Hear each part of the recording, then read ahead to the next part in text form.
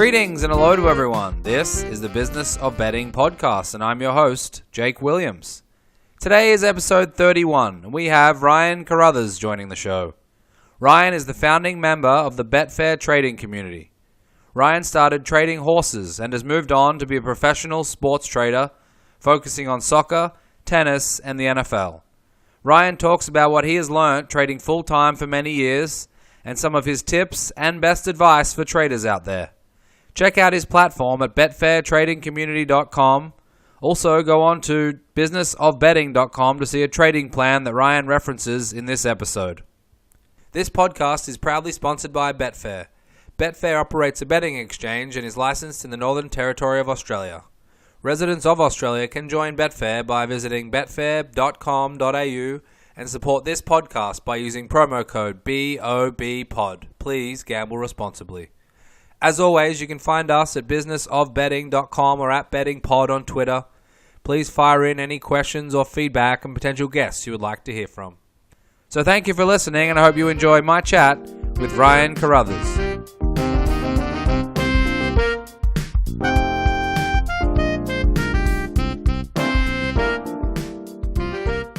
Today I'm joined by Ryan Carruthers. Ryan, thank you very much for joining me. Thank you very much for having me. You're one of the only people who, without me telling them, introduced my surname correctly. Oh, that's a good start for the podcast. Very good start. Ryan, do you remember the first bet you ever had? Yes, the first bet I ever had was when I was well under the age of 18. Probably similar to most people. I don't actually remember the horse, but it was on the Grand National. Used to go to the bookies. That was my sort of once a year allowed family event. Get the bets on in the morning and then all sit around the telly in the afternoon and watch the race. And that kick-started a life of betting, is that correct? Yeah, I mean, I was always majorly interested in the horses. And then I really fully started with the betting and then the trading when I turned 18. And I'll never forget, I was at university in Lincoln, where I'm from, and I had this huge gap on a Monday afternoon, and somebody said to me, I'm going to go to the bookies because they like the roulette machines, the computerized ones in the bookmakers. Do you want to come with me? And I was like, yeah, cool. So walked into the bookies, and it was a smoky, horrible atmosphere. And I started betting on the horses, and then got chatting to an old man because I couldn't pick a winner to save my life. And he said to me, what you need, mate, is Betfair, because you can pick horses to lose. So I skipped my 5 o'clock lecture. Literally, this is God as my witness, this is a true story. I deposited my student loan into my betting account with Betfair. Yikes. And I started to a bit crazy. And I started to lay horses, and I never went back to university. That's incredible. So you dropped out of university then? What were you studying then? I was studying business studies, and funnily enough, I did go back a couple of years later, but spent more time trading than actual university. But yeah, I studied business, dropped out, and I wasn't enjoying it too much anyway. Spent most of my time learning about horse racing and all those kind of things, which coincided anyway because I had a car accident which sort of put me out of action for a couple of weeks. Nothing too drastic, just sort of bed rest and that. So obviously laptop on, the horse racing on in the day. What a way to get better. That's some sort of healing powers involved there, right? Oh, majorly. And it's spawned this massive, monstrous passion in me that's been going on for like 10, 11 years now. So what was 18 or 19-year-old Ryan thinking when he deposited all that money in the betting account or the Betfair account and thought about starting to pick losers? Did you have any plan or strategy or approach, or what was your mindset? There wasn't really much of a strategy, just the fact that I sort of had a knack of picking horses that weren't going to do very well. And then from that, when I started to actually pick some that won, I started to break that down and look at the fact that, okay, why did they win? I'd not read the form, or I'd not taken into account the jockey or the trainer or the ground. So what I started to do there was then look at money management, because I thought, God, I don't want to lose all my money. So we started to look at staking, and I started to read a bit more about staking plans. And then I also started to put together a way of picking them, really. So that was looking at horses, watching back on videos, and just pull as much information to try and aid my decision as possible. And I always had this question in my head that, what is going to beat this horse? And then from there, I would start writing up notes like, the ground is against this horse. This horse does not like this type of ground, or there's a couple of other good horses that prefer the ground and the rest of the conditions, and they've got a better jockey, etc., etc. And then that developed, and I started to spend more time and energy really on improving my mindset, because I knew that this was quite emotional, and there was feelings and stuff that I was doing, sort of chasing some losses and those kind of things, all the kind of things that we all go through. But this can't actually happen if I want to continue to do this. And I also was earning some seriously good money at such a young age that I thought, God, I need to make this last for as long as possible. So what was available to you at that time? And I have no idea. Was Betfair, and was there other exchanges up and running? Did you have to go to the bookmaker and bet on, every other horse in the race to win, so that you were essentially weighing a horse? How did it actually work back then? No, it was pretty much Racing Post and Betfair back in those days. It was when Betfair was really in its infancy. So you had the forum on Betfair as well, which was a horrible place to be. But yeah, so Betfair was just in its infancy, and it was just starting to really take off at the time. And then how did you sort of develop your strategies? You mentioned some of it with understanding the horses. Were you only trading horses and dedicating your time to knowing the horses well, so you could pick the ones that weren't going to win? Yeah, and then I started to, over the course of sort of the next 18 months, sort of fell into other things as well, really. So I was spotting, because I was doing all my research in the morning, I was spotting that certain things were happening with the horses. So you might find a horse that is becoming a steaming horse. It's the price is moving in, and I was like, oh, do you know what? Now with Betfair, I can actually back and lay that. And then that's where this whole trading thing came from. So I sort of stumbled upon it, and then realised that I really, really enjoyed it. And I wonder what other sports I could apply this to, because I was a massive football fan, and I also loved tennis. And if I could effectively get paid for watching those sports, then game on, really. So then I started to sort of move into those sports, and see that the way that the markets were moving anyway were mechanical. Things were driving them, especially before the event or even during the event. An event happens, a goal, and then the market reacts to that. And this was across all sports. So I just applied that knowledge and started to literally sit and watch the markets on my hands, literally sat on my hands so I couldn't bet, and just watch what happened to the market. So when a goal was scored, what happened to the team's odds, to the correct score odds, all those kind of things. And then started to speak to more people who were doing it, and then learning from them. So I want to get to sports, but before we do, so in the beginning, were you only laying horses? Is that correct?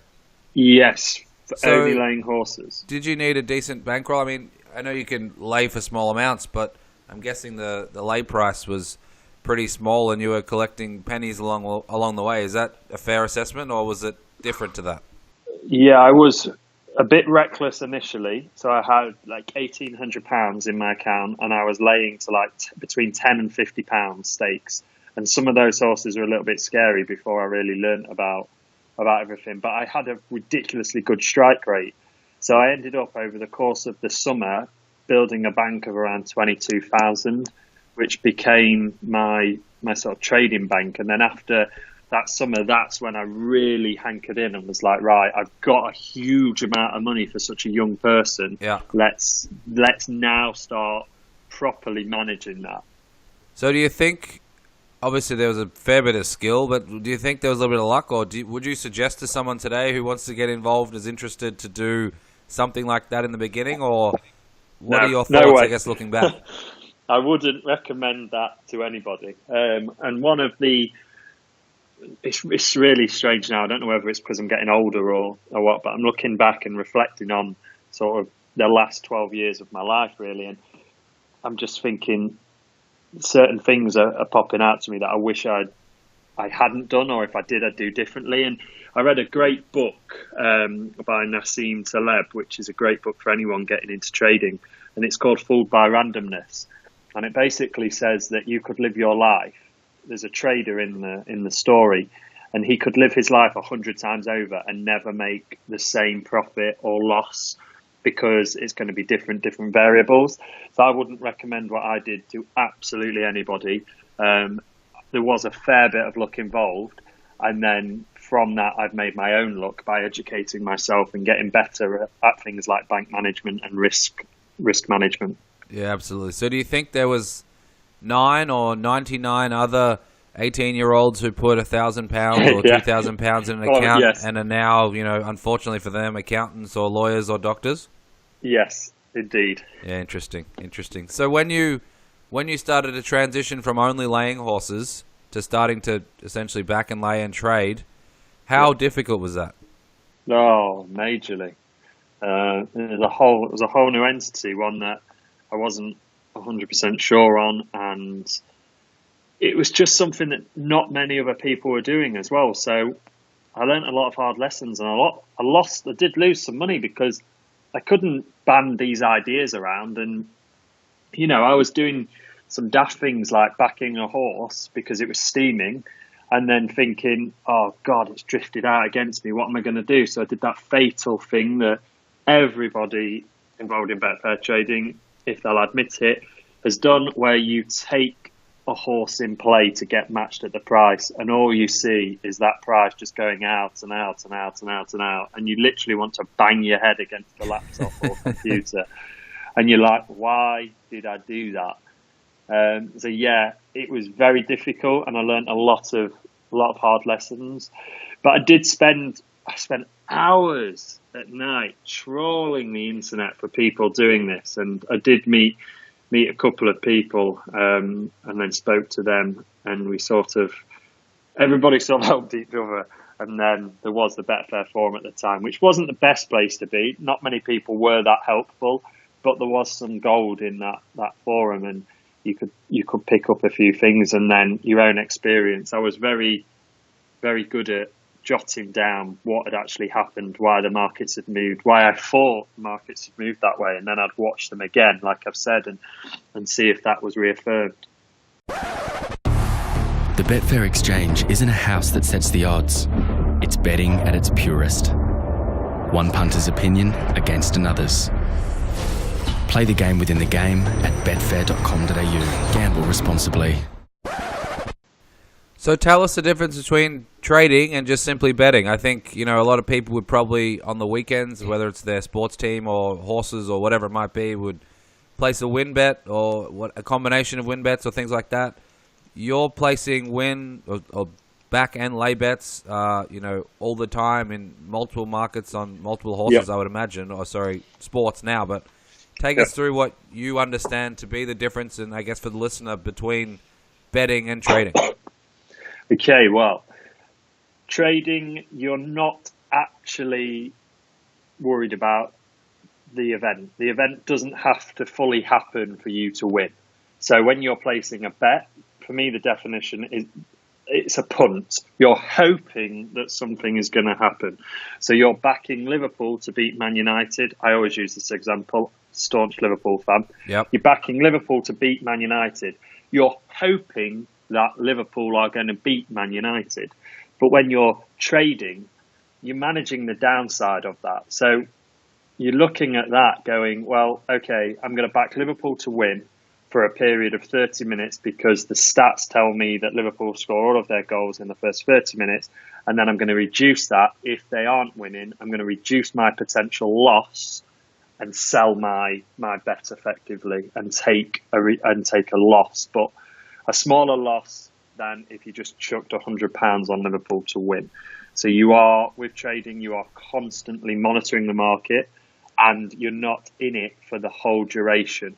So effectively, it's a calculated decision, whereas for me, a bet is a punt. You're hoping that something will happen. Okay, so if you punted $100 on Liverpool, you're sitting back watching it, and you win or you lose. If you trade, or you potentially want to trade on Liverpool, and the example you mentioned, the first 30 minutes, you think there's a better chance of, them scoring.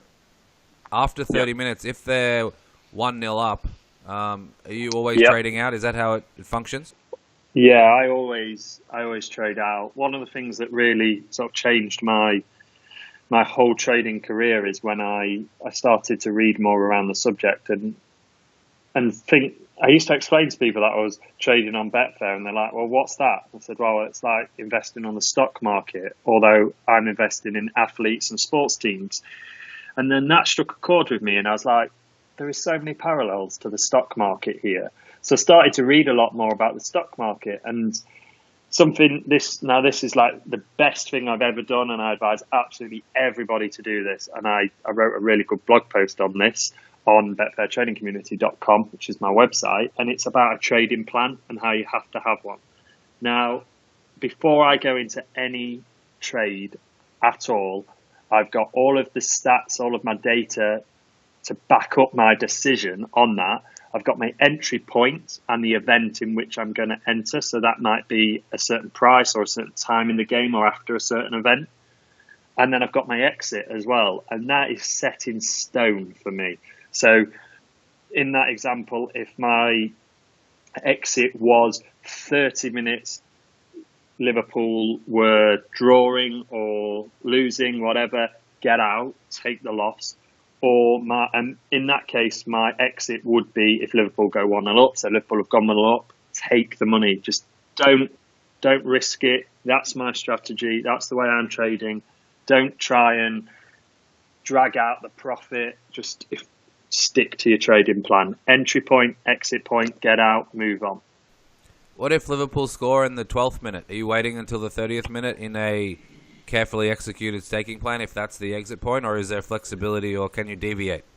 For me, there's no flexibility. If Liverpool took the lead in the first 12 minutes, I'd be running and jumping around the house, and I would definitely, especially against Man United, and I'd just take the profit and move on. And then most of the times, I don't even monitor the rest of the game.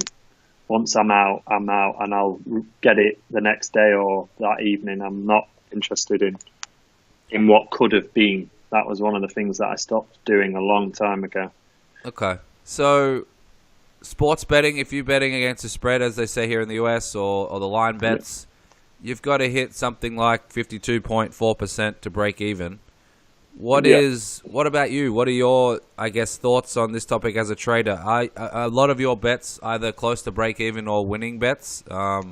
What percentage are you looking to hit? How do you think about it? I guess it's pretty simplified in sports betting, but I'm imagining your trading portfolio and the different markets you're using. It's not just, Liverpool to win. It's probably win-draw markets or correct score markets and a whole bunch of different ones. So how do you think about it? If you could simplify it, how would you simplify it? I, first of all, take a long-term view over the whole year. So as long as I'm up over the whole year, I'm happy. My strike rate these days is pretty high. And it's quite strange when people talk to me, they genuinely think that I sit and trade all day now, and I don't do that at all. It's three trades a day, usually, sometimes none. And they are very, very carefully planned out trades. The markets in which I'm involved in are the match odds markets in football. I am involved in the tennis match odds. I don't touch the correct score because it's an absolute minefield for me, and it's just too many bells and whistles. It's just going on. I know some people do really well for it, but me, I can't get my head around it. And I use the unders and the overs markets a lot.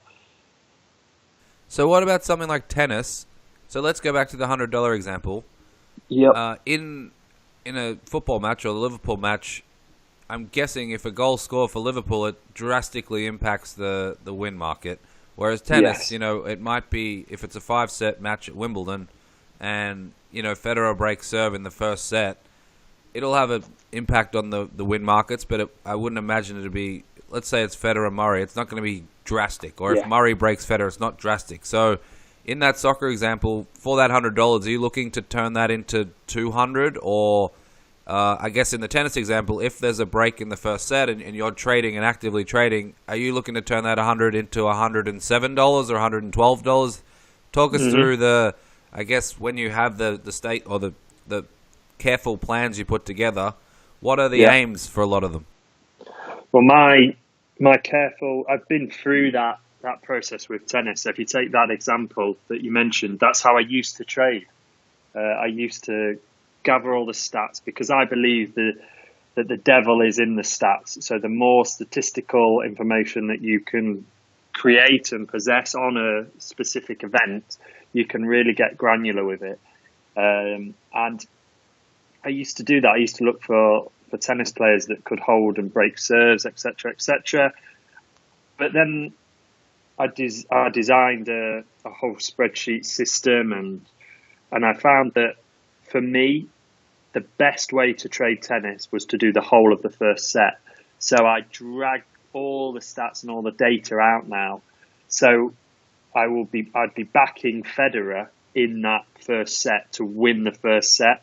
And then at the end of that first set, I'd be getting out. So that £100 stake with Federer, I might be looking at sort of a 50%, between sort of 30 to 50, 60%, depending on how the game went, return on my investment on that stake. And then football, is it very different? Football is similar, very, very similar, although my stakes increase depending. So for a lot of the football trades that I'm doing at the moment is all pre-match. So I put a lot more on, and I will do maybe one or two ticks. So I might be putting on £1,000 and pulling out one tick movement at 30 and just literally get one or two ticks, 30, £60, and out we go. Yep.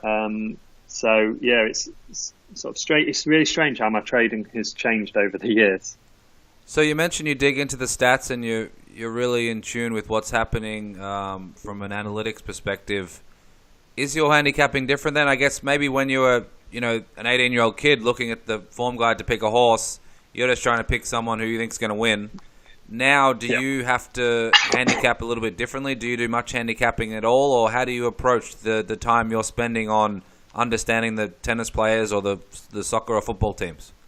Yeah, well, I'm really fortunate that with the Betfair Trading Community, we've got a stats engine on there for tennis and for football. So for me, I just put my data into that and created my filters, and it chucks out the selections for me. So I don't have to actually do that much handicapping anymore.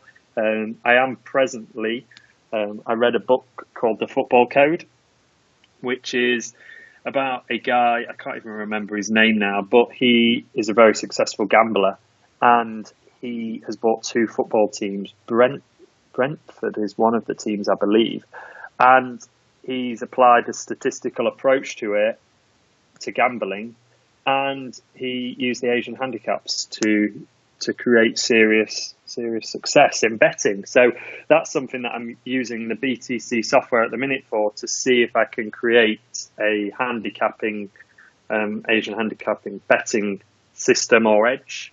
And so that is currently the only sort of handicapping I do at the moment. Okay, that's Matthew Benham, right? Yes, that's the one. Have you read it? Yes.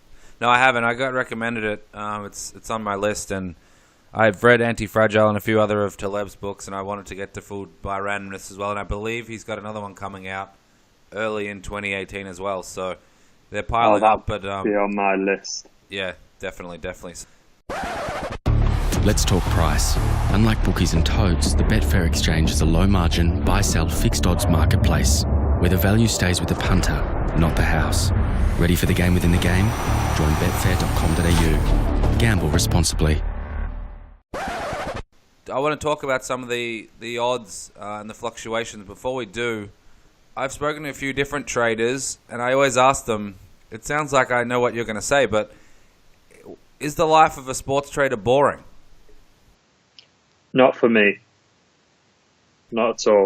Okay, because there's a lot of effort, there's a lot of work, there's a lot of hours. It's not as simple and easy as I guess we would hope. There's no Ferraris necessarily involved, or maybe there is, but in general there's probably not. And it could be a lonely place, I would imagine, but it sounds like you've got more optimism. Yeah, I think it did used to be. So I go back to this point where I assess my trading. So a few years ago, I was literally sat at the computer. My day looked like this. I'd get up in the morning, I would go to the gym, and then I'd come back, sit at the computer literally all day before the racing starts, and I would be looking for anything to create an angle, doing the research that all traders are doing, and then I'd literally scalp the horse racing markets. I'd already had my sort of pre-race trades on as well, the ones that were steaming or drifting. I'd be getting in and out of them. And then I'd start scalping. And then at night, I'd be looking at a bit of football and maybe a bit of tennis during the day. And I just had this, I'd done that for a good couple of years. And I just sat down one day and I was genuinely honest, I was miserable doing that.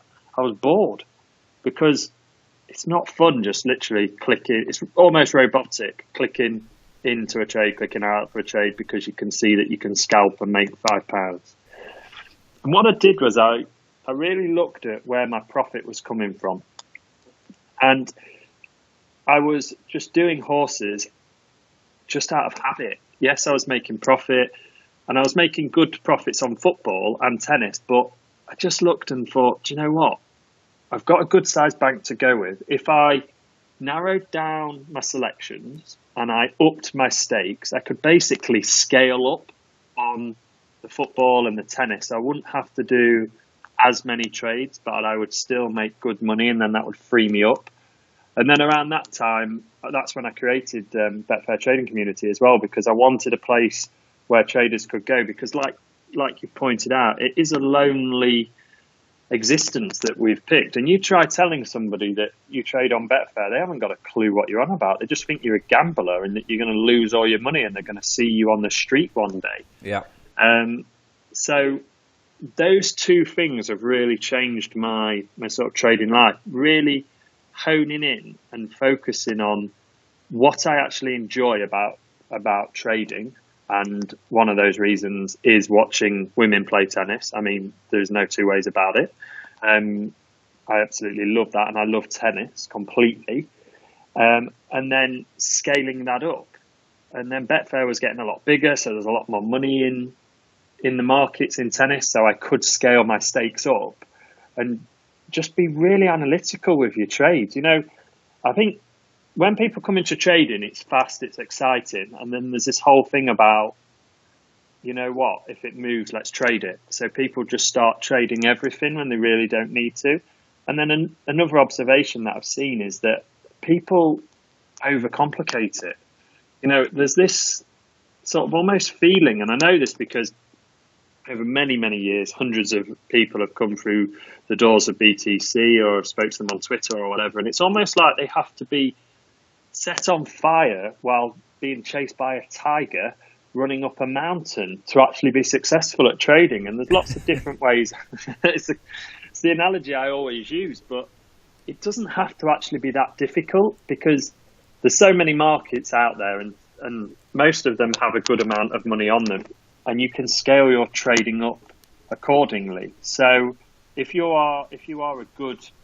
got a knack for picking games that are going to finish under 2.5, then stick to that and just scale that up and just really hone in on the data and yourself and be brutally honest with yourself.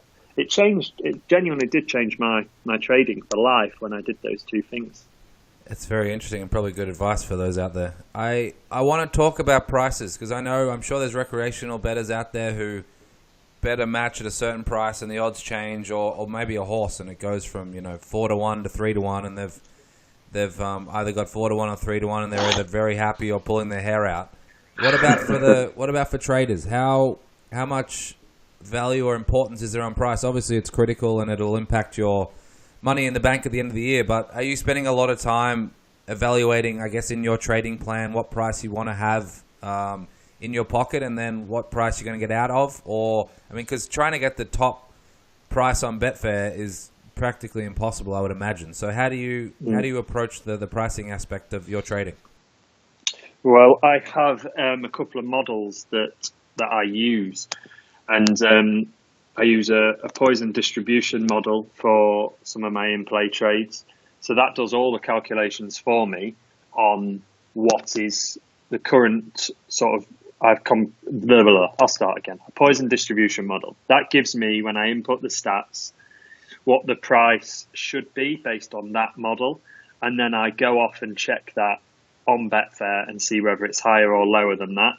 If it's higher than that, then I use the Kelly criterion calculator to work out the value of that. If that's over 10% value, then I look at that. So I'm not actually too worried really what price is in the market at the moment, because if it's at a certain price now and I don't perceive that as value through my calculations on football, then I just leave it alone. When I'm doing the pre-match stuff, I calculate the amount matched on a certain team, away, home, away, or draw. I compare that to the implied odds, and then I take the difference away. And then if that figure is sort of over 25-30%, then that's a highlighted value potential for me to dig into. And then with tennis, I won't back a tennis player that's 1.6 or below. And then I have a method, again, of creating what appears to be a value trade. So if a tennis player is 1.6 or below, that gets past my first criteria, and then I start to narrow in on those games. But I don't really look at a horse and think if I can get in at 4-1, I will. It's all sort of reverse engineered, if that makes sense. Yeah, interesting. So how do you utilize bookmakers, if at all? If Paddy Power or 365 have 1.7 and it's 1.6 on Betfair for whatever reason, and it passes your criteria and you want to bet, do you get involved at all in using bookmakers, or do you use them as a guide? What are some of the things, if at all, do you use the bookmakers for? So I don't actually use the bookmakers for any placement of bets. Everything I do is always through the exchanges, even my sort of set and forget actual bets that I place. The only bookmaker I do use just to monitor odds is Pinnacle, because they're like the gold standard of odds. And if I am looking at a football match that I think is going to come in, the price is going to come in, I do compare that to Pinnacle to see where their odds are at. Okay, interesting. Yeah. Trading favourites, and it might be different, I guess, in horse racing or sports, but is it fair to say that they're the most matched, a lot of the favourites, and there's certain strategies you can use for trading favourites? Yeah, the trading, the whole thing with trading is that a lot of people, you do the opposite of what the whole mug world are doing. So you're going to oppose a lot of the mugs. And then so sometimes you are actually laying the favourite while the mugs are backing the favourite, because that's how it works for us in trading. But you are completely correct. A lot of the time, the favourites are the most traded because many reasons that, you could do a whole week on content about it, but it's just people like in the pub with their mates, oh, Man City are definitely going to win tonight, or they're playing West Brom or whatever. So lots of people load onto them. So yes, lots of people do back the favourites. Okay, interesting. So how does that mug money get onto the Betfair exchange? I wouldn't imagine everyone can easily, operate there. They prefer corporates, or is that incorrect to say? Well, the Betfair price and all of the bookmakers' prices are very similar. So Betfair is always going to be higher because of the exchange and the perceived value that you can have on Betfair. But all of the prices are going to move pretty similar. So even if the mugs are on Bet365 or whatever, it's still going to drive the price the same way. You're not going to be able to sort of arbitrage between the bookmakers and Betfair because of the way that the whole market and industry is. It's very closely aligned, and the book is made up that way. Okay. And do you have any tips for the average weekend Betfair trader, or maybe not advice on what they should be doing, but what they shouldn't be doing? So don't take your horse in play. That's my first tip to absolutely every trader. What do you mean by that? What do you mean don't take your horse in play? If your strategy is to, so let me rephrase that. Have a trading plan. So get your data and all of the way that you perceive that event to go, whether that's before or after, and before or after the event. Make sure that you know what price you're getting in at and what price you're getting out at.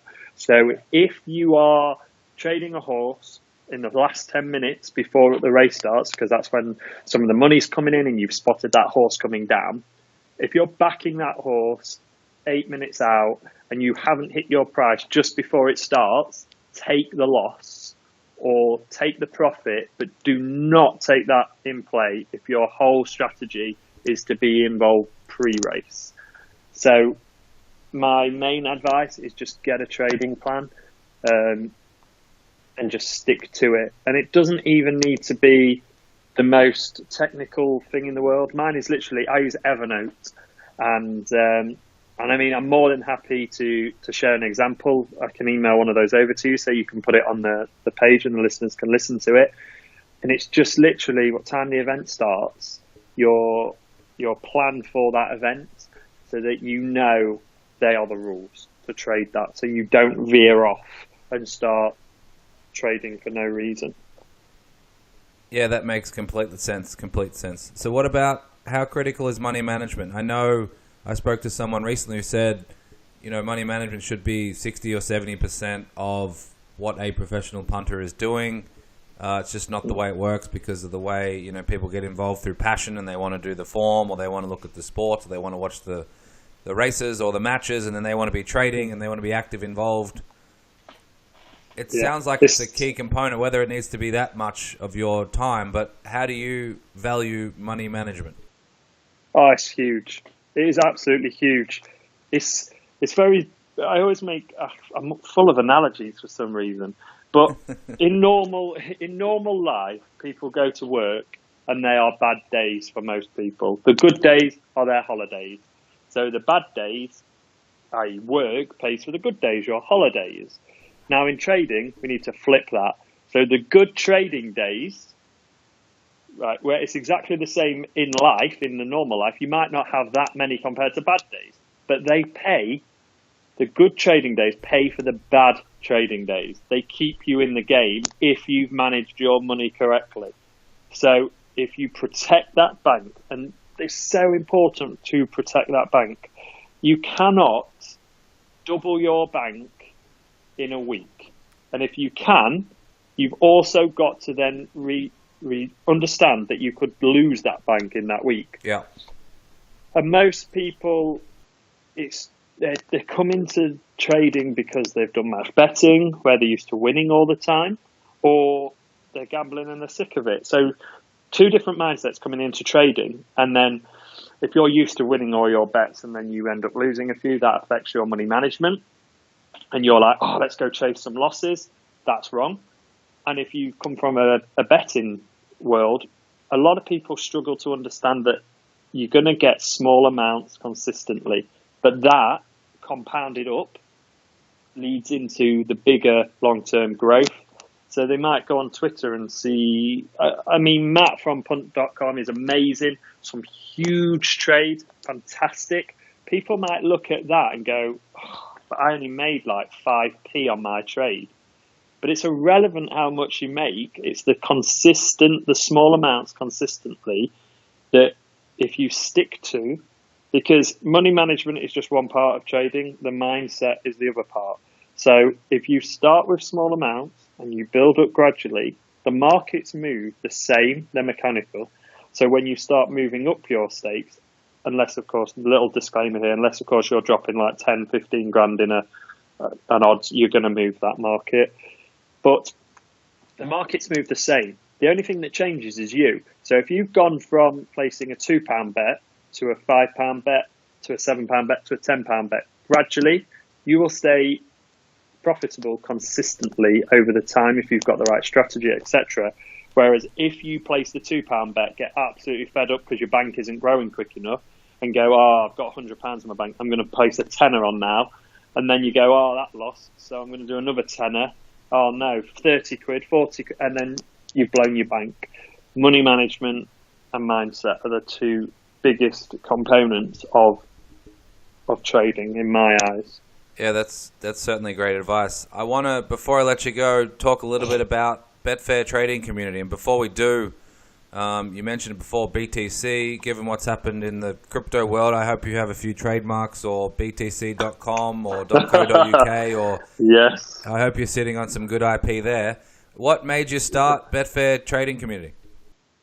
So Betfair Trading Community was started because I wanted a place for traders to go and chat. I wanted a trader's haven, effectively, where the whole ethos was that no question is a daft question, which still stands today. Yep. Because it's a really confusing world that we're in, and it's tough. So I wanted a place where people could go openly chat about trading, about markets, and share information and things that they'd spotted, so that we could get rid of some of the white noise. And that has been one of the best things I've ever done. We're currently sat at about 600 members. We've got a full stats software for football, which you can save your filters on. So if you bet on under 2.5, you don't have to now go to 6 websites to pull all of your data every single day. You can just stay with the one BTC site and have your filters saved, and then every single day or 5 days advance, it's completely up to you. You can have those filters on one page and you can see them, which is really, really powerful.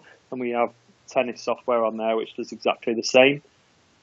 And then we also have some members filters because of the nature of what we do, and we help members. And some of those have been quite profitable. So they have given back to the community and shared their filters with members. So they're all preloaded, and then we have a fully engaged forum where everybody can talk, and videos on there. And yeah, it was just created really to sort of have a place to keep us sane, really, because nobody wants to just sit in a room in their house or office or whatever and struggle to trade on their own, really.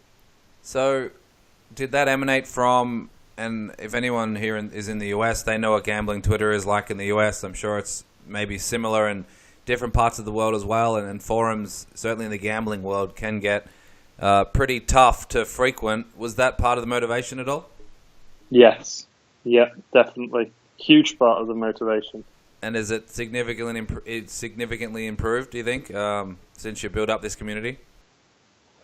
Yes. And I've built the community around the one rule that, there is no daft question. So that's the whole ethos of the community, and then the members are bought into that. So you literally get, if you sign up, you get absolutely hammered with that via emails and stuff like that, so that that the whole ethos around this community is to help people and to actually be a safe haven where you can ask those questions and integrate with the people who are just like you.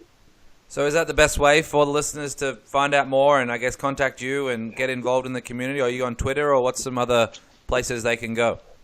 Yes, I'm on Twitter. If you want to follow me on Twitter, it's Ryan Carruthers. It's at Ryan Carruthers 919. If they want to go to betfairtradingcommunity.com, there's loads of free content on there as well, blogs and strategies that we give away completely free. And then if they want to delve any deeper, just click email me and you'll get through to me on there. And I personally check the emails as well, so you will actually get to speak to me personally. Awesome, Ryan. Thank you very much for your time. I really appreciate it. I certainly learn a Thank lot. you. Not being a Betfair trader myself, it's fun to ask one of the pros all the questions that I think about, and hopefully they weren't too silly. And I'm glad that your number one rule is that no question is a silly one. So hopefully, hopefully the listeners got a little bit out of it. And if they're much more advanced than I am, they can certainly reach out to you, which is very cool. So thanks again for your time. Yeah, not a problem. Thank you for having me. Residents of Australia can join Betfair by visiting betfair.com.au, and please support this podcast by using promo code BOBPOD. Gamble responsibly.